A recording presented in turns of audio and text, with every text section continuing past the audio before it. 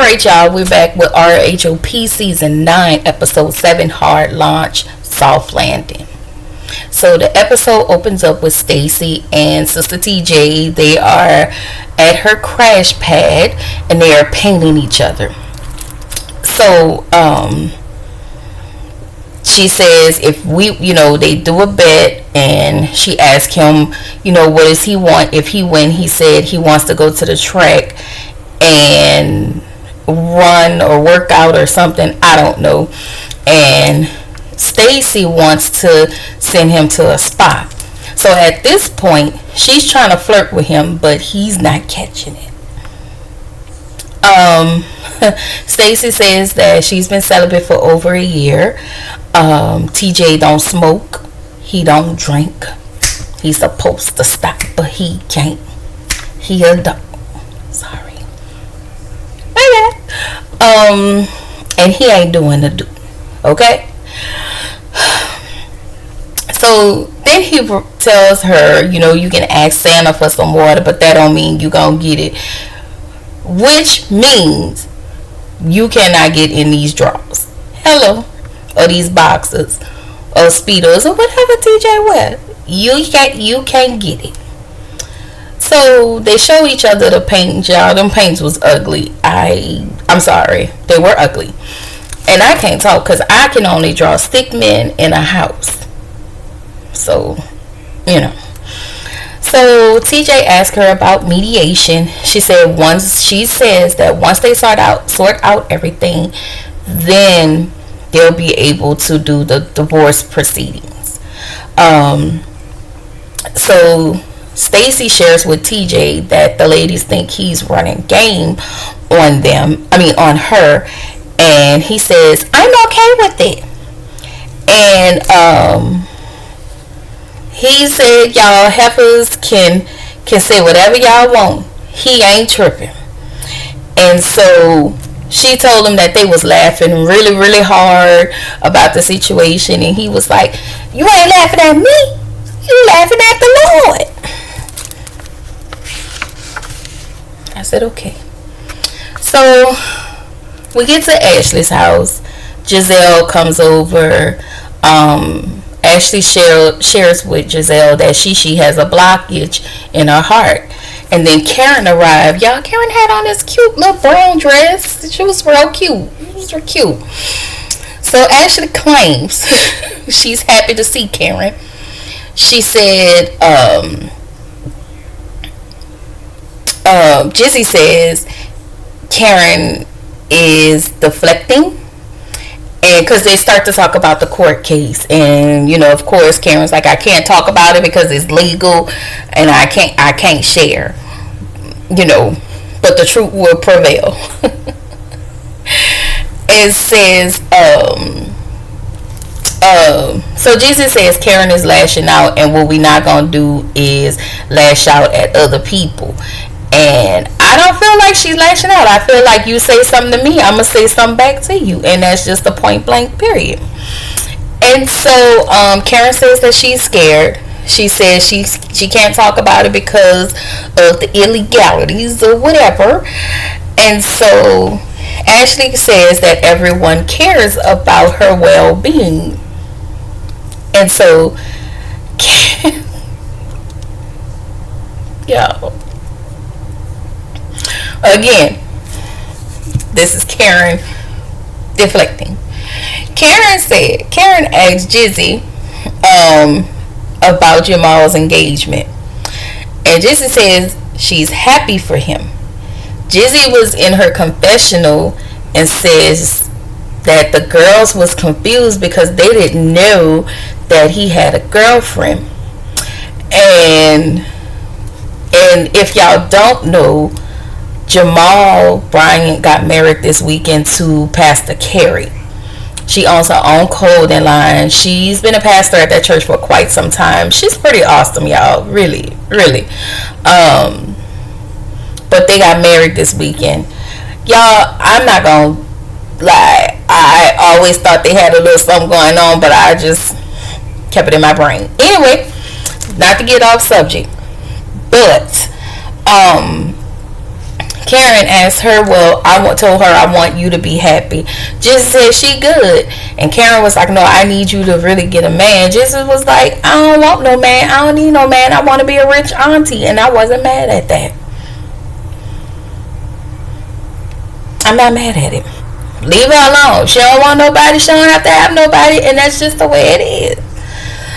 So, in the next scene, we meet with the Osefos for her kids' graduation. So Cameron, the little one, graduated from pre-K, and Carter, I think it's Carter graduated from the 5th grade, so now he's on to middle school. And so Wendy's mom decides to make it about her. Yo, Sister Fire and Brimstone really get on my nerves. Okay, I love Wendy, I love Eddie, but I'm just having a tough time with her mom. Anyway, Wendy had on her Versace shirt. I don't like it because she always giving, and she just, I don't know. Anyway, Wendy's mom is asking for an allowance. And I was just like, Wendy mama, girl, get out my face. And then it's just the fact that she brings all this stuff up on camera, y'all. Like, she really act like her daughter owes her something. But I guess that's just the culture. She get on my nerves. So they starts to talk about Eddie's parents. And I guess my only question is, why are y'all talking about his parents in front of the kids? Eddie did mention that his siblings will be at Wendy's birthday celebration, so he was very positive about it. He didn't say anything negative. I just didn't like, the way Wendy mom was, just, I don't know. That lady, anyway, Wendy tells the kids that they have to get their master's degree and that it is in their trust that they have to obtain their master's degree. And I was going to say something about that, but I'm not. So we get to the next scene, baby. Shishi is back, okay? We have not seen Shishi in her wigs in a long time, but she decides to grace us with her presence. And so we see Dean and Dylan, child, cutting the food as usual. You can hear them screaming in the background, all on the table. Baby, get your kids off the table. She has some cute kids, but ma'am, keep your kids off the table. So Ashley claimed she's going to mediation and that she will be signing papers in June, so she should have signed those papers already. Listen, if y'all notice, anything Ashley does or say, I always put claim next to it. At this point, we really don't care, and she really needs to get her walking papers, okay? So, when Ashley mentioned she'll be signing the papers in June, she was like, girl, it's getting hot. I feel like she is some sort of a user. She think that her daughter is going to be there to take care of her. And I'm just like, ma'am, you got that sad man and y'all up under the bridge, baby. You need to dump him. I'm sorry. Sheila said Sheila ain't leaving that man. He's a bum, and she's not leaving him. She said he started working, but it's not enough.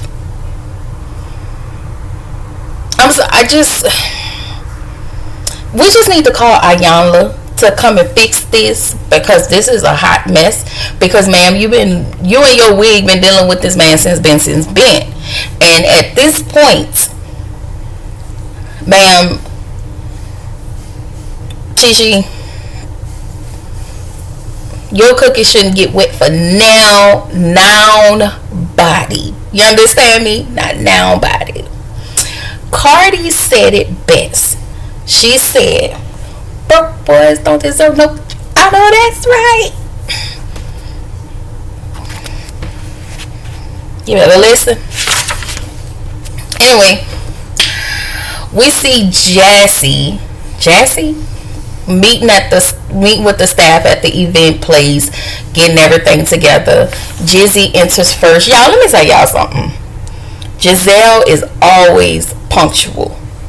If you can count on her for anything, you can count on her for some mess and get the party started and being on time. She's always the first to arrive at everything. I will give her that. Then Ashley in her flower dress came. And them kitten heels, because don't act like we ain't see them. Baby, we saw them kitten heels on your feet. But we gonna let you have it, you know. And then Mia and her son arrives. And then the Ocephals enter, and then everybody else come in. Karen and Vivian enters together. Girl, where is Ray? Cause at this point, I just feel like my friend Ray, Uncle Benz, or whatever y'all want to call him, Papa Ray don't want to be bothered. Just keep him at home, baby. Cause I miss Ray. I miss Ray. She used to drag Ray everywhere. Ray said, "Not this season, not this season." So, Kiana gets the party started and checks Mia real fast, real quick. Mia apologized, and we move on from there. Baby, then Stacy and her bestie arrives. And I'm only calling him a bestie because that's what production constantly puts at the bottom. Stacy's best friend, TJ.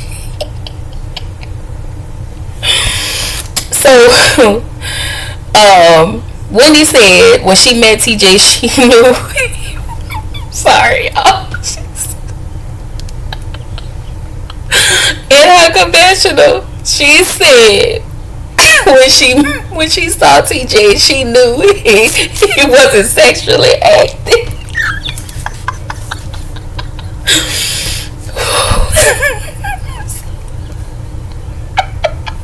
Y'all, TJ is so freaking embarrassing. He tells everybody that they went to the zoo yesterday, and I'm just like, you just... Sometimes I feel like he punk faking, but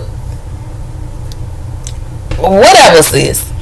So Jazzy's man side piece, whatever y'all want to call this man, walks in, and when I tell y'all Darius is fine, he blow blow blow. But you know, I'ma leave that there. And then I realized, looking at Jazzy as she's talking, she's a little ghetto. She's a little ghetto, and that is okay because we all are a little ghetto.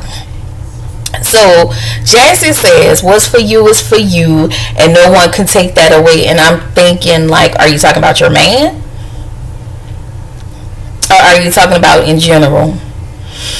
Anyway, Mia, everybody gets in a little circle. You know how I do. Some stuff about to kick off. So Mia said to Karen, well, Giselle shared with her that you've been coming for her. And so Giselle was like, hold up. Let me pull y'all to the side. So she pulled him to the side. And Mia explained the whole situation with the opioid, and I'm just like, girl, you was on drugs, get over yourself. It is what it is, okay? So Karen says to Mia, you've been messy and not supportive. Karen says if you go low, she's going to hell's basement, okay? She didn't say that, but she said that. And I know it always seemed like I really be taking up for Karen, but y'all, Mia is a snake. Y'all, Mia been a snake since day one. I cannot. So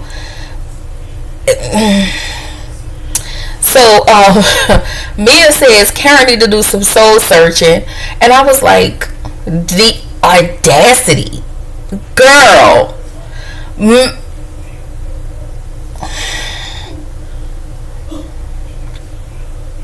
Yeah, I just had to take a pause because really. But anyway, you know. So then we get to the next scene where Karen meets up with her fine cousin David. Y'all, that man was fine. You know, Light Bright was fine. And Karen says she tries to be with her family because her family understands. She surrounds herself with family because they understand what she's going through. AKA, they not in her business like the rest of these girls. They're not trying to give her all her time like the rest of these girls. And they're supportive. And so sometimes, most of the time, this is what you need. You need support. Anything else, nobody wants to deal with all of that. And we know Karen is a little tight-lipped about this case. About this case and what's going on with it. So David is concerned about Karen, about Karen's stress levels. And she says she internalizes everything. She says that the stress started with the whole tax situation with Ray. And I was like, child, but I'm going to let her have it. She talks about losing both of her parents, and she's never grieved. And honestly, to be honest with y'all, and I know y'all know, but I seen Karen cry at one time. I think that was the same season. Those tax issues, and they talked about Erica Lyles when Giselle brought up Erica Lyles. In that time, Karen was online. They went on that vacation, and Karen was looking a mess. But that was the only time. And I think once them cameras go up, she just kind of go with the flow. But Karen is in that age where I'm just gonna push through the pain, and that is not okay. That is not okay. She says she puts those things aside, and production asks why didn't she say it, and she said she tells production that she couldn't talk about it. And I want to say they asked her about why did she say those things? Why is she saying that it was Ray? Why is she saying that it was her parents? And she felt like she explained way too much, and that she said she can't talk about it. But you've already talked about this, so I don't understand why you can't explain to production as to why you said these are the reasons. I guess, I don't know. At this point, Karen, just don't drink and drive no more, friend.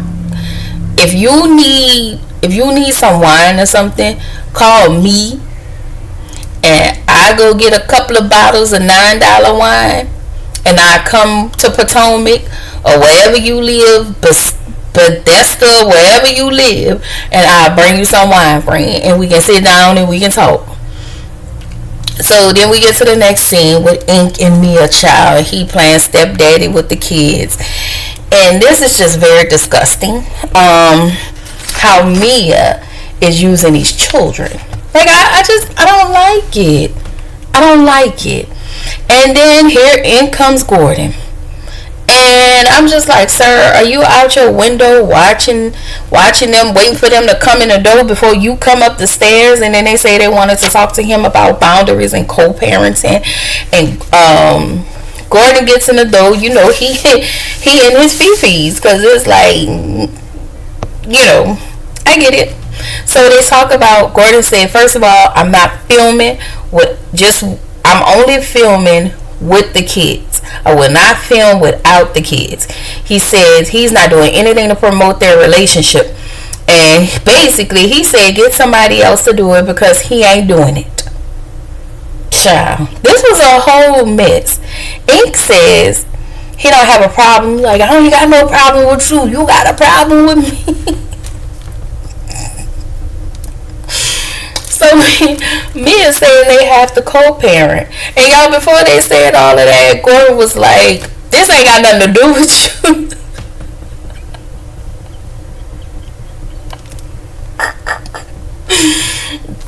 And so Mia said we got to co-parent. But he just don't want to film to co-parent. And I'm going to say this. Karen was right. Because she said, when she said Crater Face will step on Jesus just to be at the top, this is what she's talking about. So Ink tells G he don't need good. I don't need your promotion. I don't need your I'm sorry, y'all. So G says when he look at Ink, he see somebody who commit adultery and somebody who's trying to separate their family. And G says that, you know, when Mia was with Ink, she ended up, they got pregnant. She ended up having an abortion. It was like, did you know that? And Ink was looking like, so you didn't know that? They had a whole abortion. So Gordon asked Ink if he thinks Jeremiah is his, and Ink says yes. And so G asked Ink if they ever had two affairs, if they had affairs twice already. And so nobody answered. So he says, if you don't say no, that means yes. And so Mia then starts to tell Gordon, like, you put me through a lot. And what he put her through wasn't normal, because y'all know she said he locked her in the closet and all of this stuff. So she claims that all of this is abusive. So Mia says that no, I'm sorry, Ink then goes on to say that Gordon was cussing and carrying on, you know, while the kids were in the next room. And I was just like, y'all worried about him cussing in the next room, and y'all have this on a on a syndicated national TV station, or however they call that. But whatever. You know, that's the one thing y'all worried about, but y'all ain't worried about putting this out on national syndicated television, I guess. So Mia goes on to say she thinks the kids think her and Ink are best friends, and I was like, what? Like, this is what I'm talking about. But that girl be lying, because she just said last season, no, I'm sorry, Gordon, when he told us last season that Jeremiah said that her and Ink was together and he saw the man with Mia. I was like, ugh. So now she's saying the kids think they best friends. And at this point, I'm really over this storyline, and y'all can really take us out this group chat, because we tired. I mean, we get it. He's okay with it. You're okay with it. Ink is okay with it. Me, you, and he. It's too much for me. And y'all, this is where the episode ends. This was messy.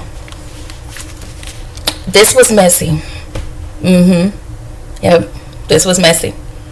So, guess what we gonna do? We gonna figure out what is going on next week. Make sure you like this video, comment, and subscribe, and I will hit y'all in the next one. I will try not to laugh, but I will hit y'all in the next one. Peace.